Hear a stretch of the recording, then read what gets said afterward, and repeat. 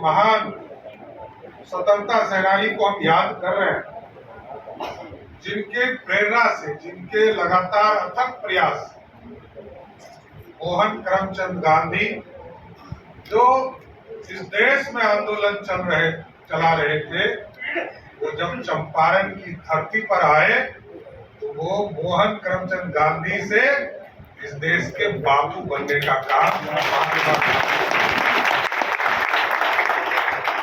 और स्वाभाविक है, अंग्रेजों के अत्याचार या उसके पहले कई आतंकी इस देश पर हमला करते रहे, सबने भारत को लूटा है और जो भी आते गए, कभी मुगल आए उसने भारत को लूटने का काम किया, कभी अंग्रेज आए उसने भारत को लूटने का काम किया और उसका ही प्रतीक था कि चंपारण के इलाके में किसानों के ऊपर अत्याचार करके नील की खेती कराने का काम किया जाता है।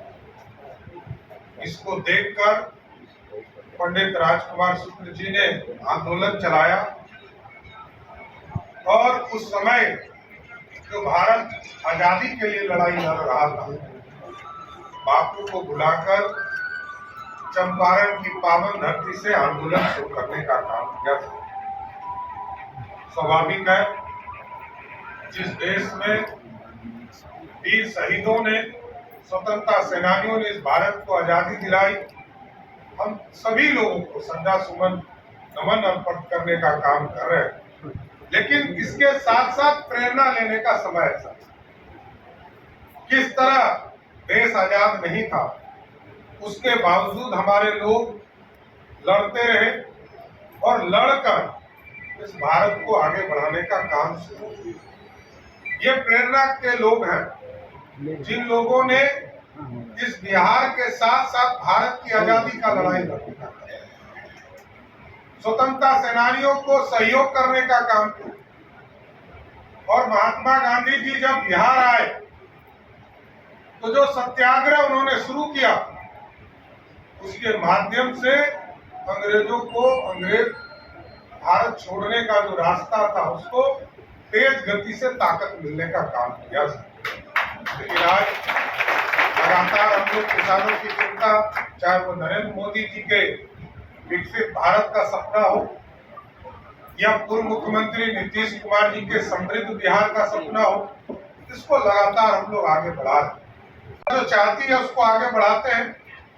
मैं गया था संवाद के कार्यक्रम में और संवाद के कार्यक्रम में किसानों के का आग्रह था कि हमको पर्याप्त बिजली मिले और पिछले 2-3 सालों से आप देख रहे हैं पानी भी है, बरसात भी कम हो रही। इस साल भी अभी तक लगभग 30% से अधिक कम बारिश हुई। तो यह चिंता का विषय रहा। लगातार हम लोग पेड़ लगाने का काम कर रहे हैं, लेकिन किसानों को खेती के लिए पानी चाहिए। हम लोगों ने तय किया है कि किसानों को सिंचाई के लिए 6 बजे सुबह से लेकर 6 बजे शाम तक निर्बाध बिजली पहुंचाने का काम हमारी सरकार है। और इसके साथ साथ ये पहली सरकार होगी नरेंद्र मोदी जी की जिन्होंने 6,000 रुपया साल में 3 इंस्टॉलमेंट पे 2-2 हजार रुपया देकर उनके जीवन में खुशियां लाने का प्रयास किया।